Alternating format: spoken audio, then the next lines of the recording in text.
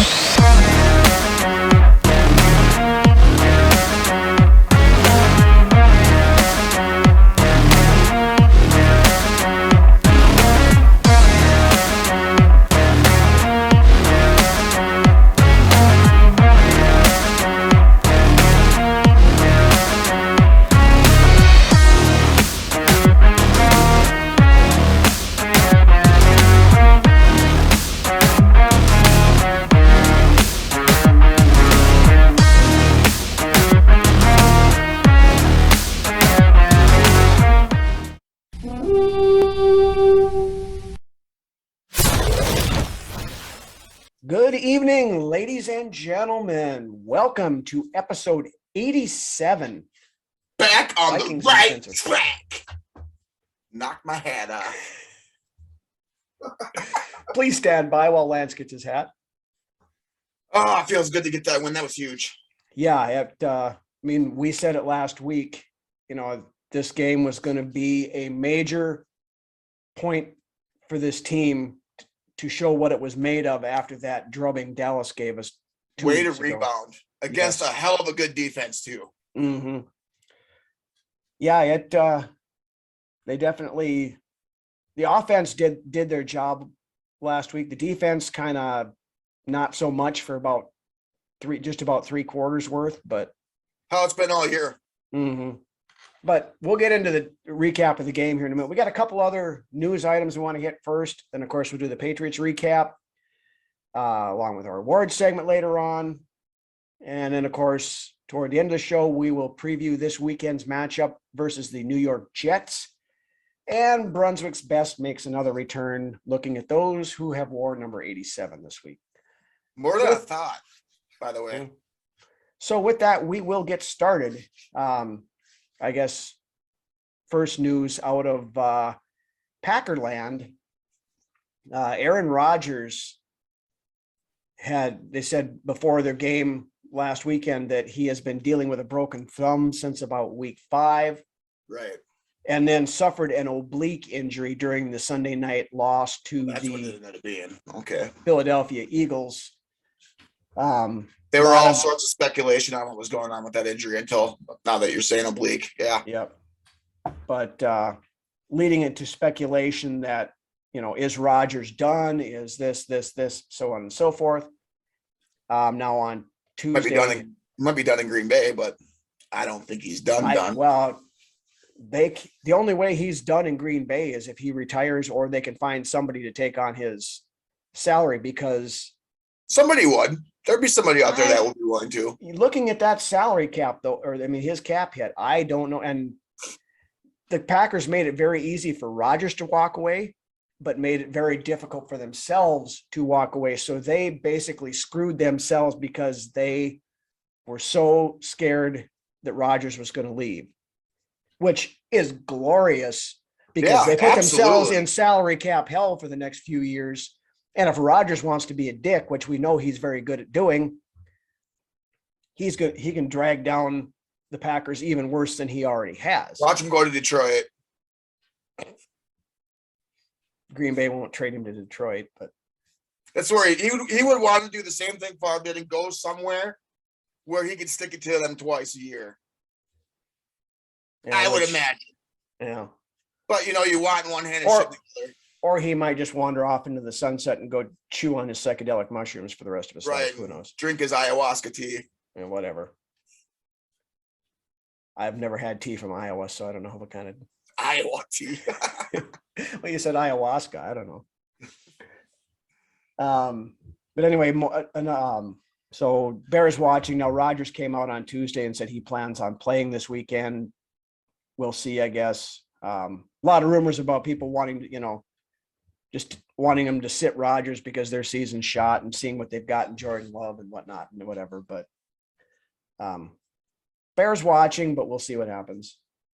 But probably more significant out of that Sunday night game between the Eagles and the Packers, Philly safety CJ Gardner-Johnson suffered a lacerated kidney and is out indefinitely. Wow. Now, he's been a pretty big part of that back end of the Philly defense. So it's a significant loss for them. So, situations opening up. That number 1 seed for us is still well within it's reach. still up for grabs, man. It really is. It comes down between us, the Eagles, and the Cowboys. Basically, are going to fight that out for the number 1 spot. Well, it's basically it ends up being us and whoever wins the NFC East, because it doesn't matter if Dallas has a better record than us. If Philly's still better than them, Dallas is a wild card. We're still a 2 seed. So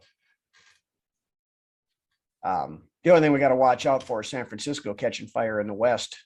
That they're 2 games behind us right now, but they intimidate me the most, honestly. Going in, they're a hot team going into the next 6 weeks and then leading into the playoffs. Yeah, definitely worth keeping an eye on over there. But yes. Then some other NFL news.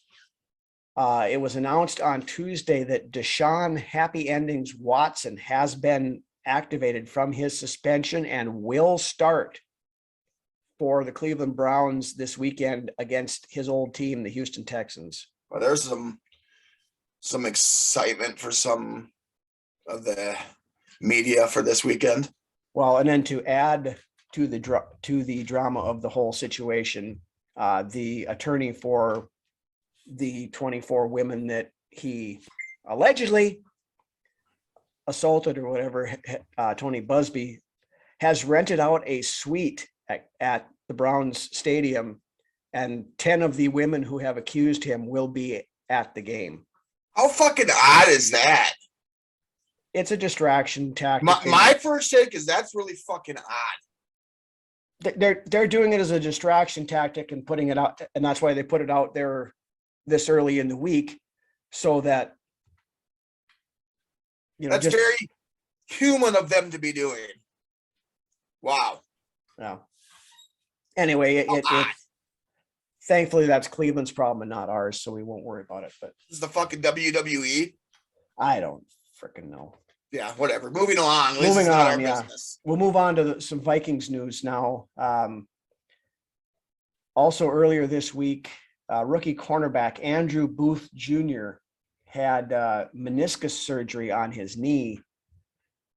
Now I've heard conflicting reports that he might be done for the year, or he could possibly be back for the playoffs. Yeah, O'Connell was pretty coy about it when asked. Well, I don't think he knows right now until they give a little bit of time to. In my opinion, I could fucking care less either way.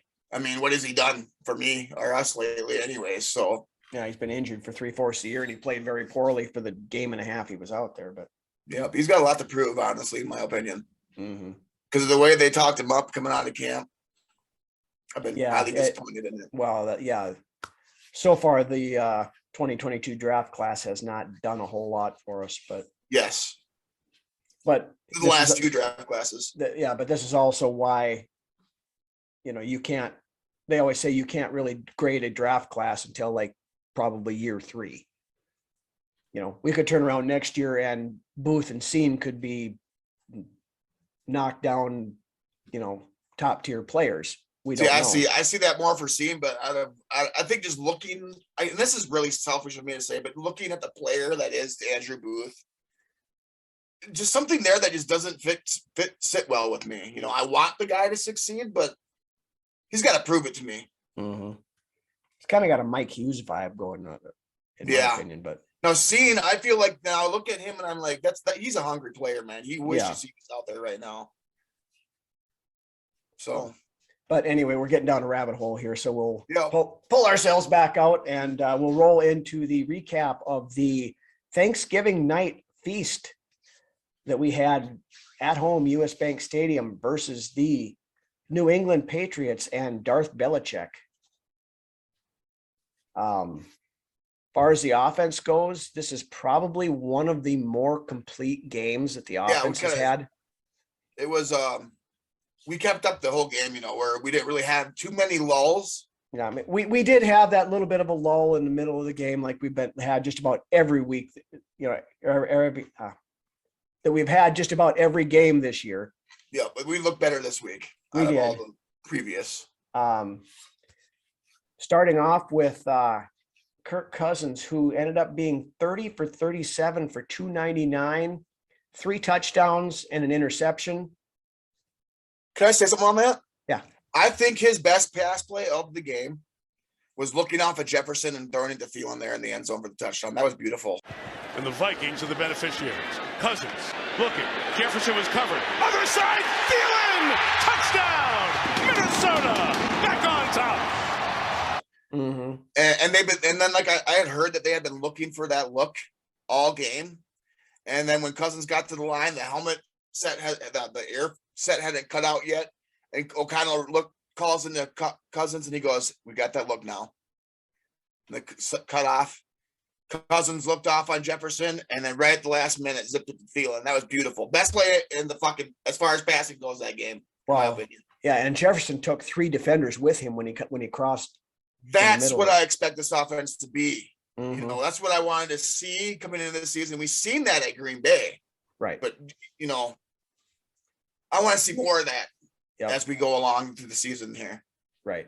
But with that 30 for 37 performance by Kirk, that is the second highest completion percentage against the New England Patriots since Darth Belichick took over 23 years ago.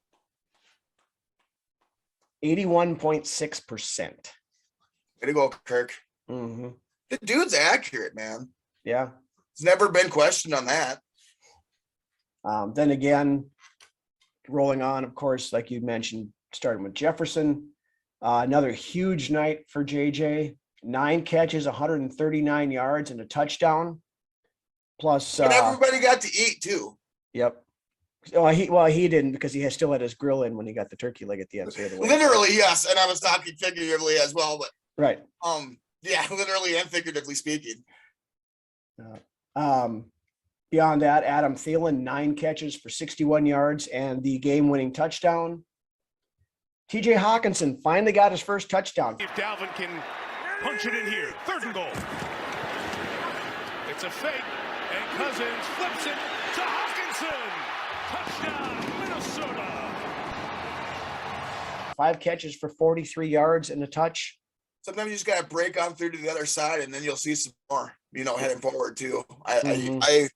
We've been trying to get him that touchdown in the last couple of weeks, that first one. Yeah, we finally got him in. Finally got it this week. Yep. Running game though didn't do a whole lot. Dalvin Cook had 22 rushes, but he only had 42 yards. Hey, we tried. We kept with it. We didn't back away from running, which I like to see. I don't feel like we forced any runs too much this game, so that's very telling as well right now. Mm-hmm. I liked it. I mean, you stuck with it, stuck with the game plan, and we walked away with the W too. So yep. Offensive line, came in was a very big concern, especially with Christian Darrisaw being out. They did a pretty bang up job, I think. Yeah, they answered our concerns. They answered the call. Brandel did well. They only gave up 1 sack, and when you've got the NFL sack leader in Mr. Judon coming from the other side there, I mean, that's pretty good. Excellent. There was one play later in the game, I forget exactly when it was, but the stunt that the Patriots defensive line had run was meant to spread Ingram one way and Bradbury in towards the middle so they could free it open for I think it was a safety coming on a blitz. Mm-hmm. Got to give Bradbury credit. He saw that blitz coming, bounced off of the guy that he was pushing to the inside and got enough in to hit that blitzer to keep him from getting to Kirk. So Bradbury's having the best year of his career. It's no doubt. No doubt. Far he is beyond the actually, best year of his career. according to Pro Football Focus, he is the 10th rated center in the league right now. Yeah. And that's what we've been asking for the last absolutely 4 years, 3 yeyears. Yep. So he is giving up a lot of pressures yet, but those pressures aren't getting home. Yep. Well, it's because it's just that extra half a second that he's giving Kirk. Right. That's an improvement. It makes a big difference. Yes. And he's actually found an anchor. I've seen it. Mm-hmm. I've seen it. He's got one. Yeah, he's not getting forklifted into the upper deck anymore. So, and like I said, way to make me crow, Bradbury. Mm-hmm. And then rolling over to the defensive side of things, like we mentioned to start the game, the defense was pretty poor for the first 2.5 quarters. They let Mac Jones pretty much go up and down the field. I mean, he threw for 382 yards against us. Mm-hmm. Mac freaking Jones. But when it came down to it there toward the end of the game, then I think they had 5 straight possessions where they kept them from scoring. Yeah, that's you be at your best when your best is required. And that's exactly the time when that's required. And I think it was punt, turnover on downs, and that was it. Yeah. For their final 3 offensive drives. Now, the infuriating part about all that is we have proven that we can do that with our defense, but it's just we don't for. Why don't we do that all game? Right. Exactly. But again, a lot of that has to do with the play calling and the chess game in general of the football. It does, but yeah. Donna Shell with his 3 high shell coverage prevent defense he plays for most of the game. But as you mentioned, the defense stepping up late, no sacks through the first 3 quarters, but we had 3 in the final quarter, I believe, or just over the final quarter. And you know what? That's when Donatell started dialing up some blitzes. Mm-hmm. Jordan Hicks had one, Daniil Hunter had one, and Jonathan Bullard also had one. Maybe even not so much dialing up blitzes, becoming more aggressive on the defensive side of the ball as far as play calling goes anyways. Yep. Then another little shout out, Duke Shelley played himself a pretty decent game again this week. I am becoming a Duke Shelley fan for sure. He's definitely stepped up well when pressed into duty here these last 2 weeks. So when you call a dude up halfway into the season and then he comes in and steps right into the role like he's been here all year, it's what can you can't show nothing but love for the guy. Yeah, I mean he had another key pass breakup. He plays smart, which I like. Mm-hmm. Then rolling over to the special teams side of things, we finally got one. Beautiful stadium, one of my favorites in the league. Now open for its 7th year. Today, Wanwu will take it back for the 4th. Patriots doing a good job, but Wanwu gets free down the sideline. He's in bounds. He's going. Wanwu 30, 20. He will score. Obi Wanwu Kenobi finally broke himself a touchdown, 97 yards. Which basically was the turning point of the game. We had that one key play again that basically jump-started the entire comeback and resurgence that led us to the victory at the end. So, yep. And it was one of those moments where you've been waiting for that all year in anticipation, and finally we got it. Well, and O'Connell even said that in his locker room speech afterwards. He's, when they gave Kane a game ball, I said, we've been waiting for this all year. We knew it was coming. We finally got it. Yep. Beyond that, Ryan Wright, another good game punting. He is becoming my favorite player on this team, and that's pretty crazy considering he's the guy that gives away the possession of our ball. Yeah. So, but he is a pretty good actor too, though. He sold that running into the kicker play very well. That allowed us to get the first down on that play that actually allowed us to go down and score. He did what he was coached to do, and he did it perfectly. Yes, he did. But then on the other side, of course, once again, Greg Joseph missed another extra point.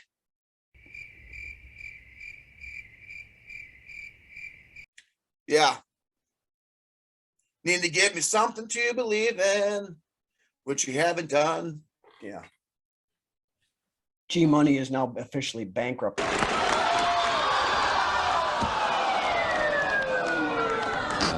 That's about as painful as a bankrupt gets. I should not be sweating bullets every time a goddamn kicker that lines up for us in purple and gold goes to take a fucking field goal kick. And now with free throws, I know they're not free throws, but goddamn, it's pretty much the next closest thing to a free throw. I mean, he's been very good 50 yards and in on field goals, but he cannot kick a freaking 33-yard extra point to save his flipping life.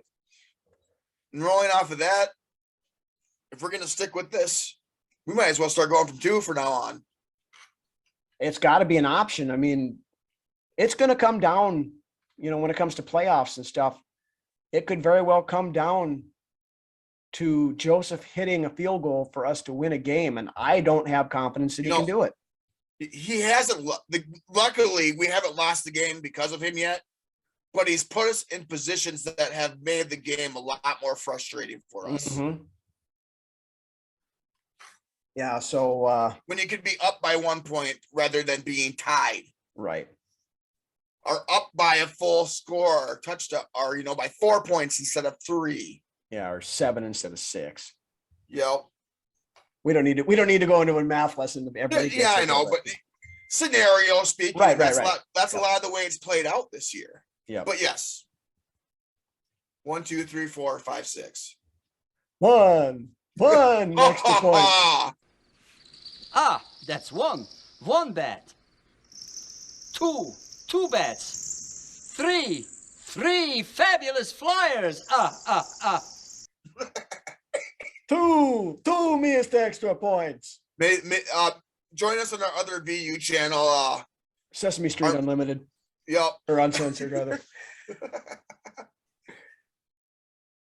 But anyway, with that, unless you've got anything else to talk about this, we'll roll over to our weekly awards segment.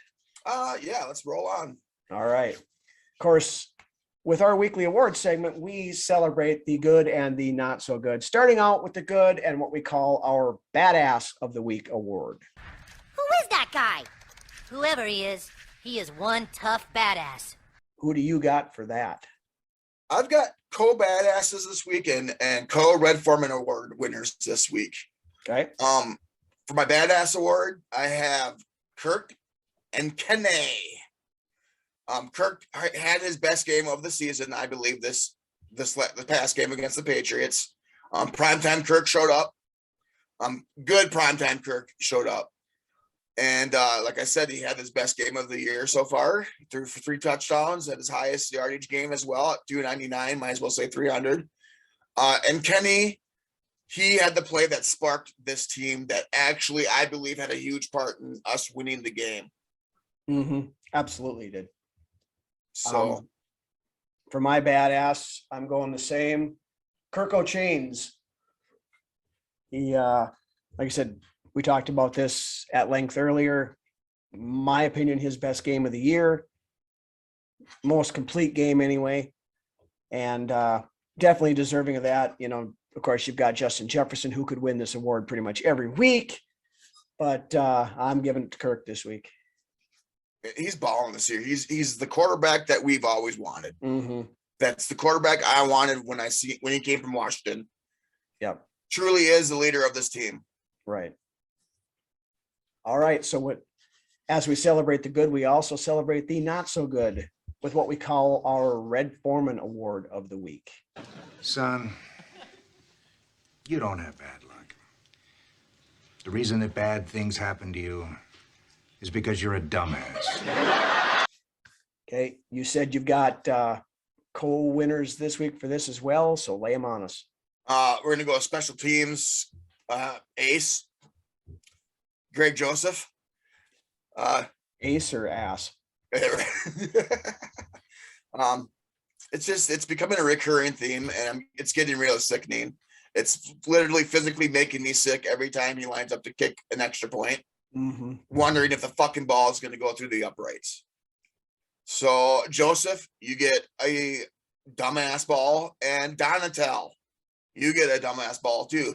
How about you start doing what you do in the fourth quarter a little bit sooner in the game? You know, let's start out the game aggressive on defense for once. Make a quarterback scared of who he's playing to start out the game.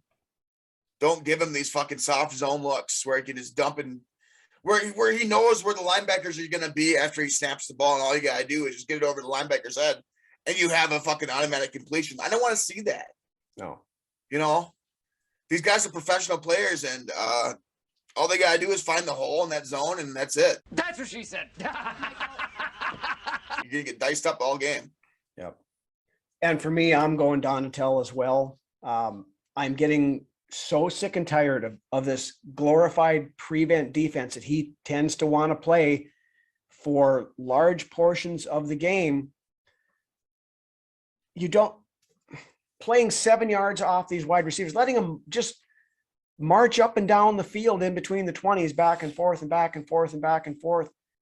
And then you get to a third and long, and then you give it up. Yeah. How fucking maddening is that when it becomes the thing that's normal? Right. I mean, the defense statistically this year is worse than Mike Zimmer's defenses from the last 2 years. And those were unacceptable. The analytics of this team this year are just absurd. Yeah. So, I'm hoping they use this mini bye as a little bit of self-scouting to try to figure out how to be a little more aggressive on defense. I mean, the mini bye has come at the perfect time, right? Yeah. I mean, we know that they know how to do it because they have done it many times in the fourth quarter this year, but let's do it for all 4 quarters, not just one, because, they're basing so much of their success off of a turnover or some sort of a big play like that. And when you don't get those big plays, Dallas happens. And the identity that we have on defense right now is not good at all. No. Teams know exactly what to do when they come into play. Teams know they can do pretty much whatever they want because Donatel is too passive on his play calling. And then when we do get aggressive and we do start calling aggressively on defense, good things start to happen. Yeah. You got to play, especially on defense, to instill fear in the offense. It doesn't mean you go out and injure somebody, but you let them know that you're not going to let them march down the field on your ass either. Mm-hmm. Especially with a guy like Mike White, Green coming in. Who the fuck is Mike White? We'll talk about him in a minute. I know exactly. Yep. But anyway, we could sit here and bitch about Donatel all night long because would be well warranted, but anyway, we're going to move on to another one of our classic beer commercials. So head yourself on over to the fridge, grab yourself a cold one, crack it open, check this out. We will be back in a minute. How to speak Australian. Oi! Wake up call. Beer. Foster's, Australian for beer. How to speak Australian. Okay, we'll have a game. Okay, mate. Hey, you out there? Referee. Let me out of here. Beer. Foster's, Australian for beer. All right, we are back. And now we look ahead to this weekend's matchup versus the New York Football Jets. Lot of interesting things coming out of New York, of course. Prior to last weekend's game versus the Chicago Bears, starting quarterback Zach Stifler Wilson, Stifler's mom anyway, was benched. Not only benched, he is now the 3rd string quarterback. So he was benched behind the bench. Wow. And doesn't sound like he's taking it all that well, but so their quarterback is now something called Mike White, who saw his first. Why can't it be Joe Flacco? Damn it. Yeah, Flacco's the backup, but yeah. But Mike White seeing his first action of the year this past Sunday against the Chicago Bears. He did play a game worth or so last year too, I believe. So now I don't have a whole lot of film on this kid to see what Looked pretty fucking good what he's last all weekend. about. But yeah, he looked pretty good against Chicago. Throws the ball with good velocity. Seems like he's pretty accurate. This is could be another one of those guys, you know, if you let him do what New England's offense was doing last week, you know, he'll be able to move the ball up and down the field on us. Well, yeah, but from what I could see from that game against the Chicago Bears is that he wasn't getting pressured a lot. There wasn't a lot of pressure in his face. No. So he's basically just taking what they were giving him, which could happen here in Minnesota. We have a bad habit of doing that, as we were mentioning earlier, but. And if you give him that time and you let him pick his spots, any quarterback in the NFL is going to pick you apart. Mm-hmm. But you know, young kid, you start that's a key thing. We need to get some pressure in his face, see how he reacts to that. Will he make mistakes? Will he throw picks? Will he, you know, you just can't. That's what it is. You can't sit back there again in that damn 3 high shell coverage that we play all the time and just let him sit back there and get comfortable in the pocket, because even a marginal quarterback is going to pick us apart, as we have shown. You want to let Mr. White know right away that this game is not going to be easy. Mm-hmm. But beyond that, you know, the Jets, a lot of what they've been doing this year has been running the ball. Now their running back stable has taken quite a hit. Now their current starter, Michael Carter, as of Tuesday, is listed as questionable to whether or not he'll go this week. So not sure what the situation will be there, but it'll bear watching. If they are forced to throw more, of course, they have rookie wide receiver Garrett Wilson over there, along with Corey Davis and Elijah Moore, both decent wide receivers. Mm-hmm. And then, of course, Mims is pretty decent too. What's that? Mims. Yeah, Denzel Mims he's okay. Yeah. Not a superstar by any means, but Barrios, speedy little white dude. Yep. Then, of course, we also have our old friend Tyler Conklin over there as tight end. He's having a good year too. Yeah, he's been having a pretty decent year again. So he'll definitely going to be somebody we're going to have to watch out for. I mean, Hicks and Kendricks are going to have to be ready for him across the middle, because but then the key to the Jets, of course, is their defense. They've got a very good defense. You know, like the likes of Carl Lawson and Quinnen Williams up front. Very good linebacking core: C.J. Mosley, Quan Alexander, Quincy Williams. Then, of course, their secondary, you have probably one of the favorites, if not the favorite, for defensive rookie of the year, Sauce Gardner. And DJ Reed over at the other cornerback is no slouch. And LaMarcus Joyner at safety is pretty good as well. So right. The strength of the Jets is their defense. They're another one that's ranked right up in that same area where the Patriots were, where Bills were, where Dallas is. You would think so with Sala at the helm there in Jets land.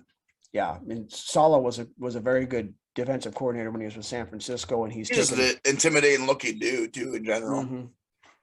But he's finally getting the pieces. You know, the first year or so he was there, their defense wasn't very good, but he's finally getting it molded to the way he wants it, and it's paying dividends. So, but with that, we'll roll over to the tail of the tape for this game, starting off on the offensive side of things. Total yards per game, the Vikings are 17th. The Jets are 22nd. Passing yards per game, the Vikings are up to 7th. The Jets are at 22nd.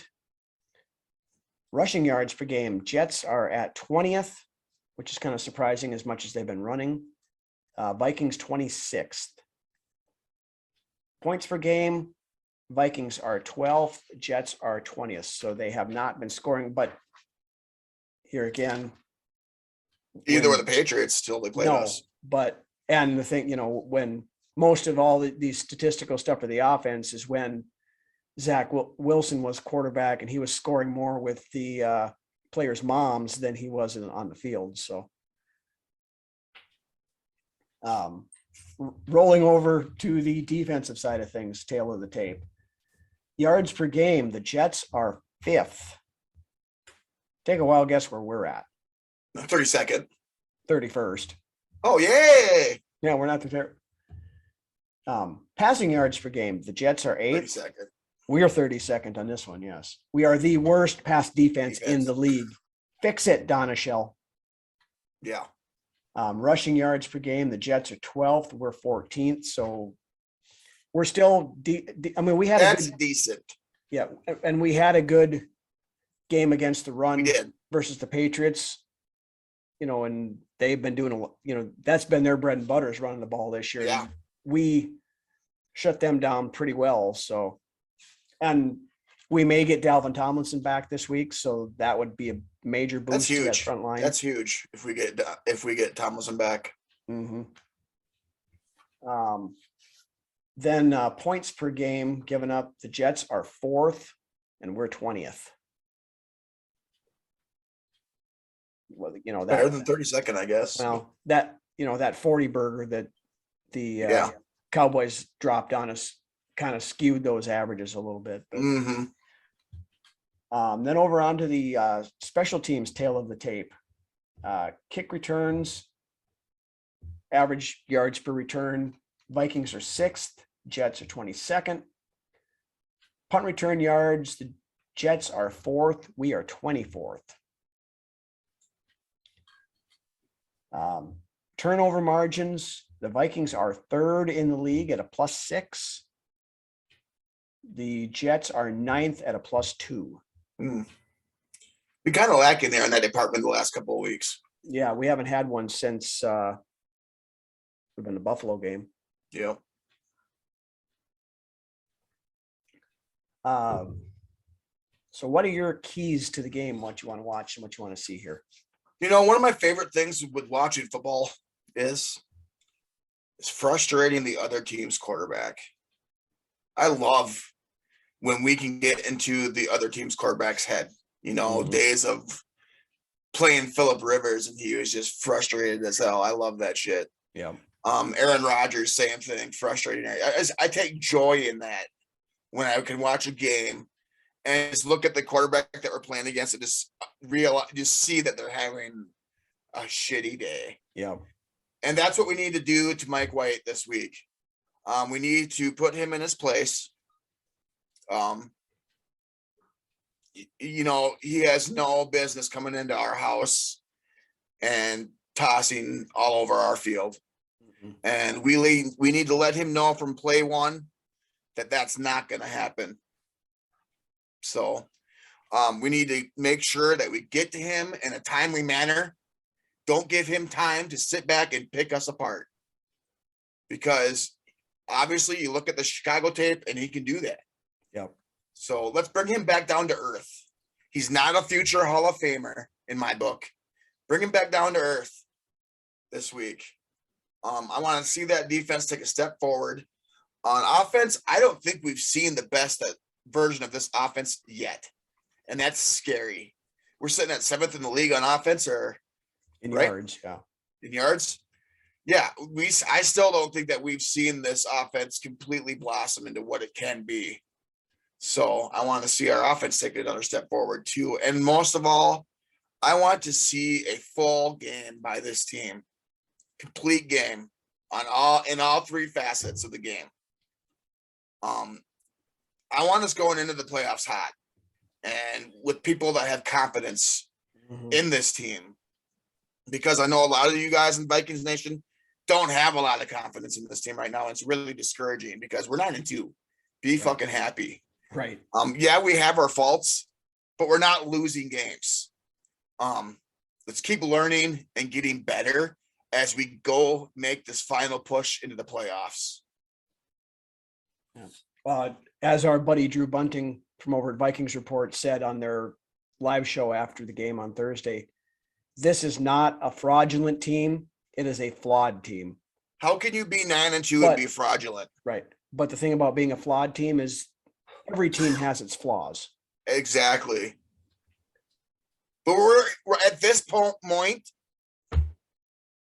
At this point. Point? Yeah, I know, right? At this point, we have been able to overcome those flaws, and that's what separates the good team from a bad team, Rhino. Yes. And the main difference between last year and this year, or well, one of the main differences. But I guess for me, like you had mentioned, I want to see us get in White's face, In his knock head. it in his face. head. Not, it doesn't need to be a sack all the time, but pressures, get him, knock him down, start playing mind games with him, get Hunter and Za'Darius. His fucking ass. Yep. Just make his life miserable back there. Make him start seeing ghosts, to quote Sam. It's Darnold. been a long time since I've seen a game with the Vikings where like I mentioned before, where I've seen that look of disgust on an opposing team's quarterback's face. About the only time we've seen it this year was first game of the season. Week 1. Yep. But beyond that, a couple of key players. Is Tomlinson going to be back? Will Darisaw be back? And Caleb Evans also. Now, like as we mentioned, Duke Shelley has done an admirable job filling in. So if Evans is not, Cam Dantzler still at least a week away from coming back. He has to miss one more game. Right. And beyond that, we don't know yet. But my big key that I want to see how this thing plays out, and we know it's going to happen, and it's going to happen a lot, is Justin Jefferson versus Sauce Gardner. Yeah. I want to see those two going at it, because that is going to be a hell of a matchup. Yep, took the words right out of my mouth there. I was waiting for him to come out. That's what she said.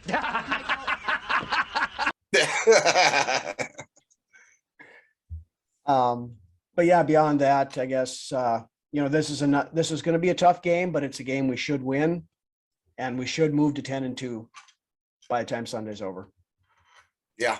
Yep, I agree. I got to stomp for the win here.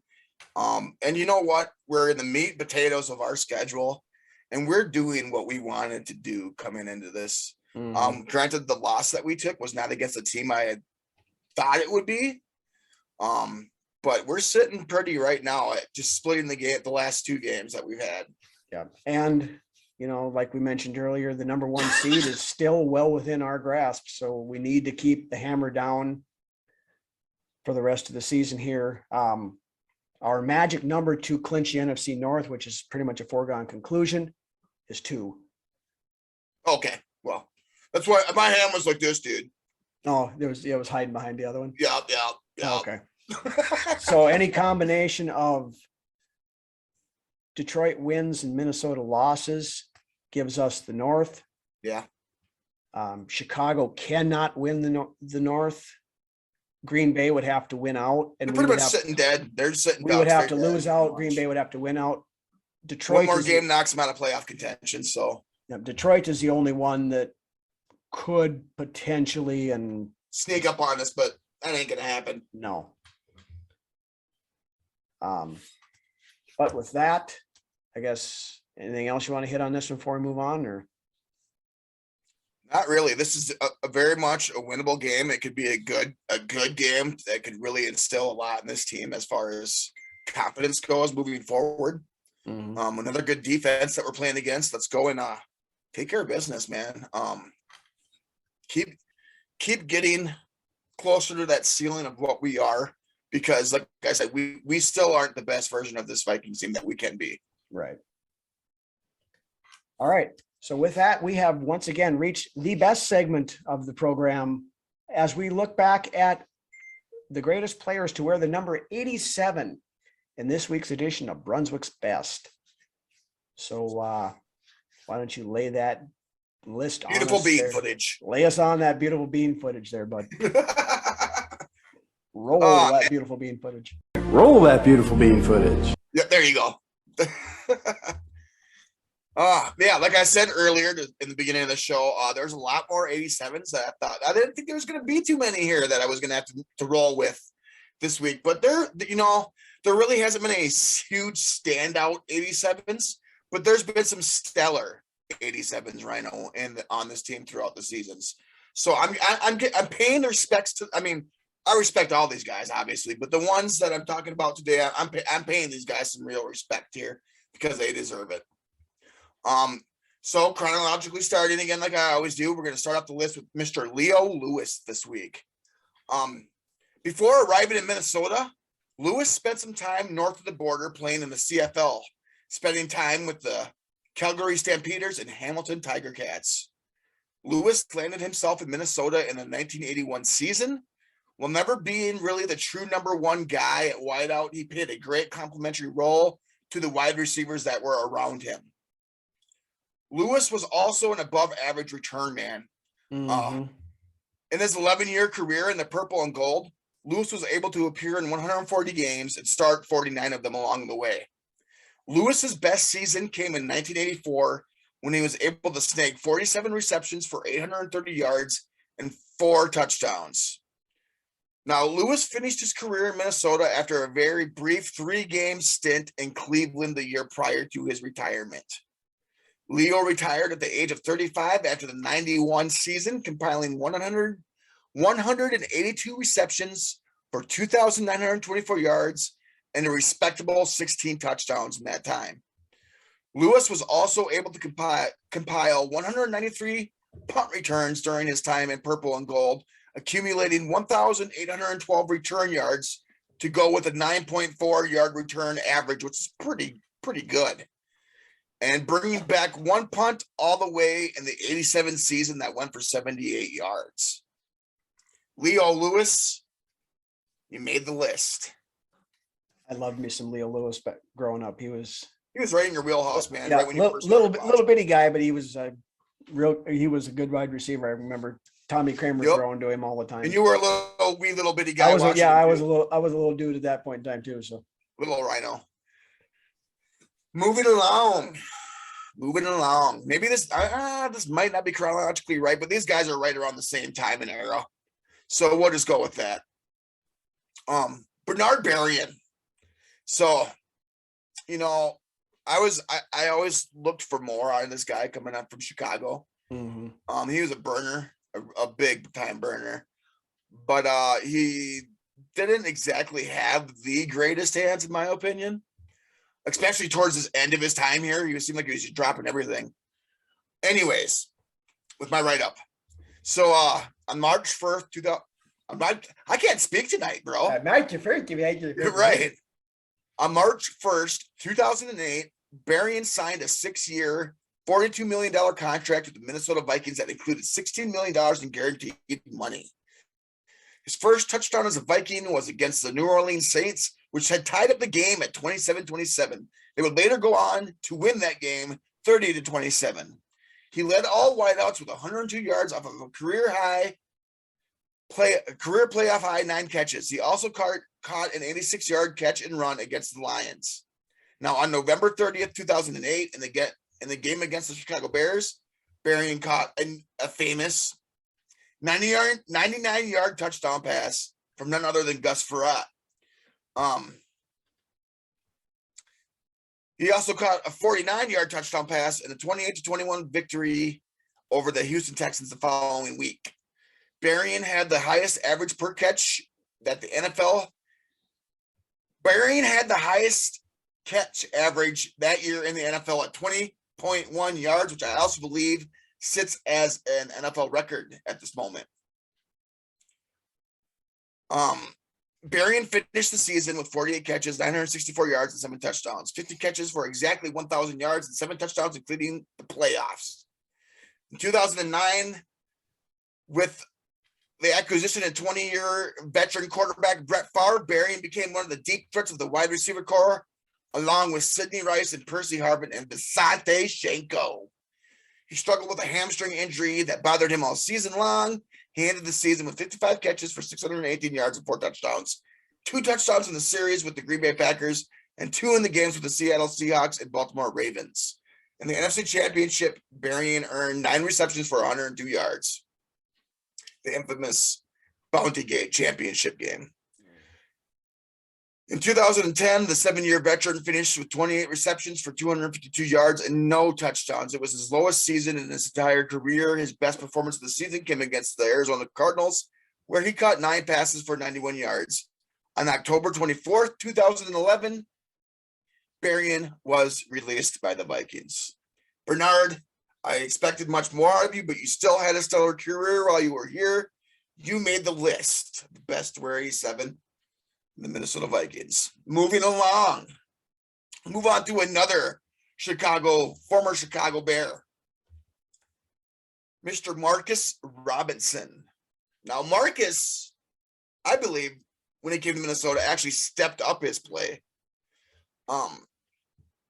Marcus Robinson came into the NFL, drafted by the Bears in the 4th round in the 1997 NFL draft, spending 1 year in the NFL Europe and finishing his time in Chicago in 2002.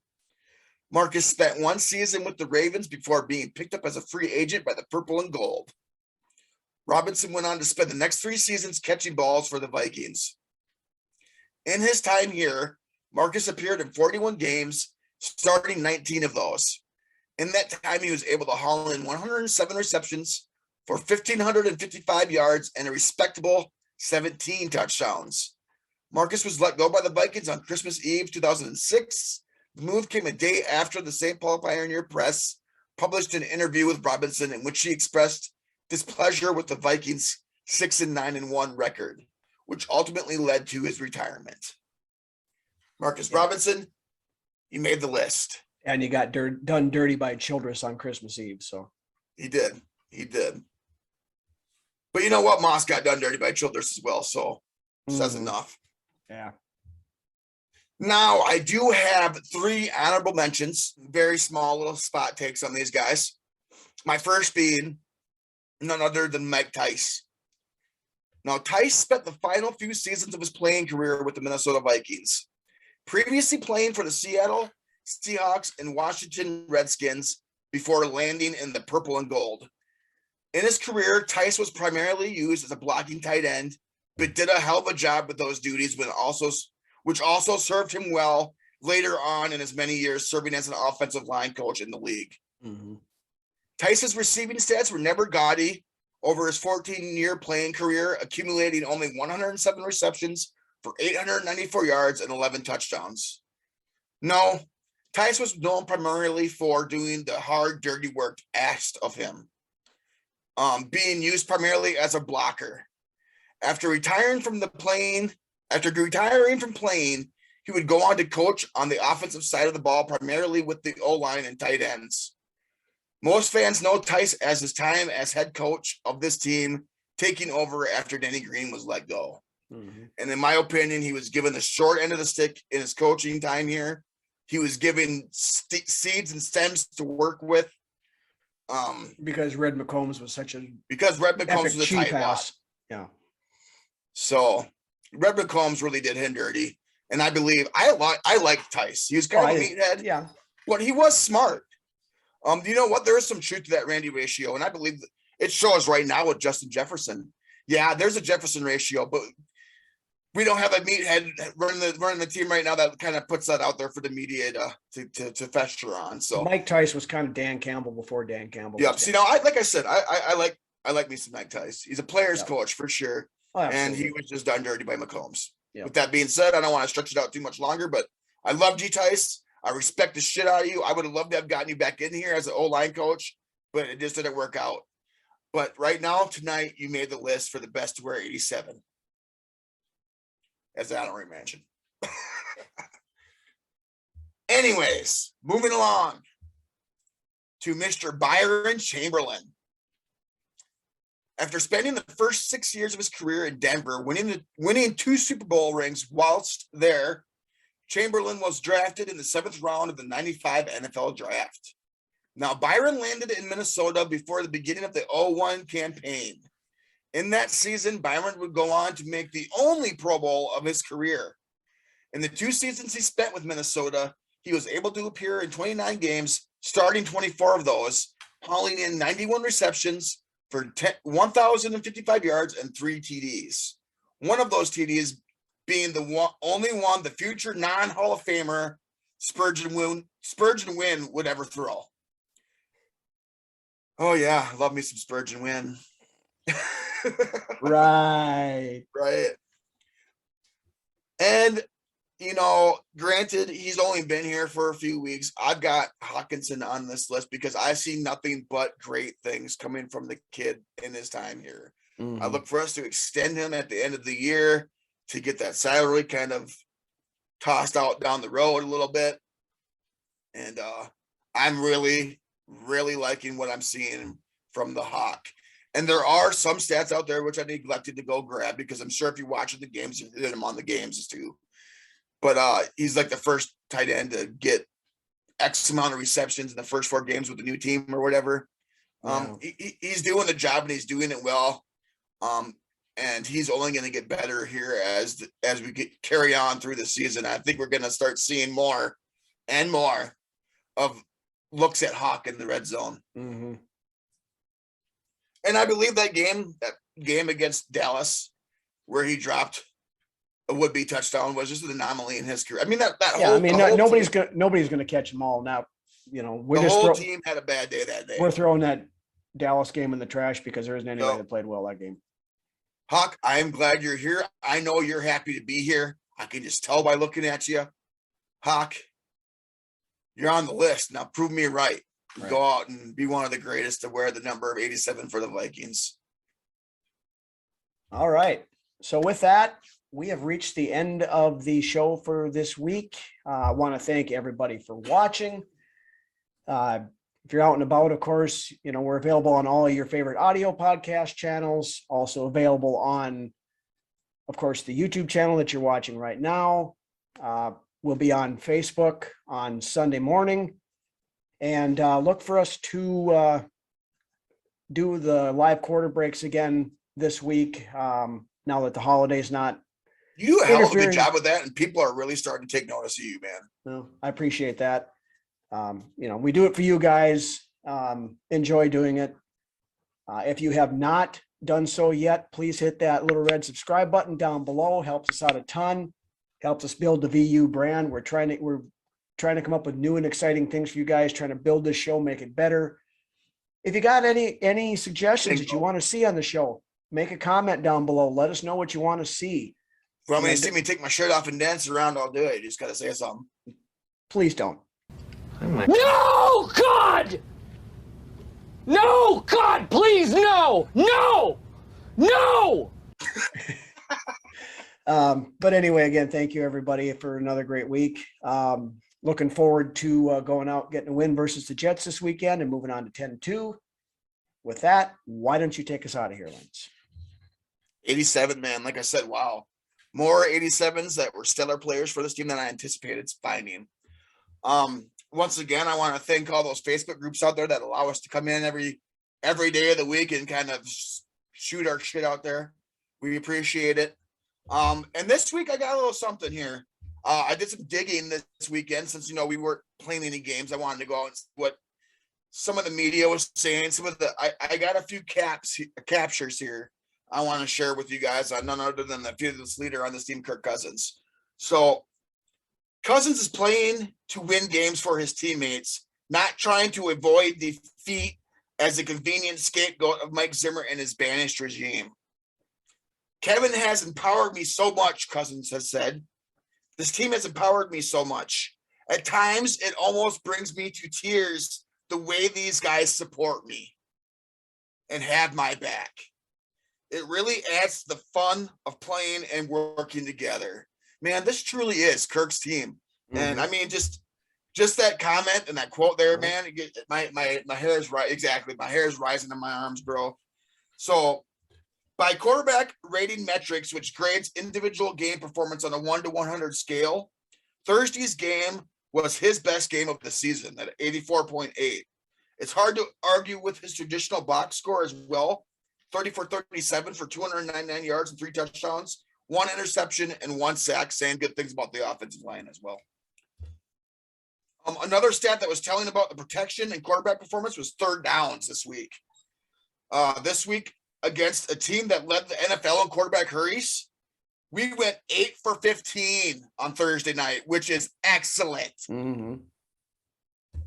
Bingo. Now, Cousins this week went 7 for 8 on passes over 10 yards. Boom. I love it. Keep them coming, buddy. The pass to Thielen, looking off at Jefferson, a thing of beauty. Yeah. Another take on Kevin and the team. Kevin has empowered me so much. His team has empowered me so much. These guys have been tremendous. I can't say enough about the way that they have had my back after these interceptions that I throw. They support me all week long. They support me pregame and in the locker room. At times, it almost brings me to tears the way these guys support and have my back. It really adds to the fun of playing and working together. Boom. This is Kirk's team, guys. This is Kirk's team. At this point, you know, it might be a little bit early, but I would be, you know, in the year that we have been with you reporting on this team, we have dragged Kirk through the dirt a few times. And we may not have been in the best sitting with this guy, but right now this guy is showing me what I want to see. Exactly. So, Kirk, keep it up, man. I'm beginning to become a huge fan of yours, and I would keep you around if you keep this up, whatever it is that Kirk or whatever KOC put in your coffee. It's been great. It's been a fun ride this year. All right. And with that, we'll see you next week after another win. All right. Have a good weekend, everybody.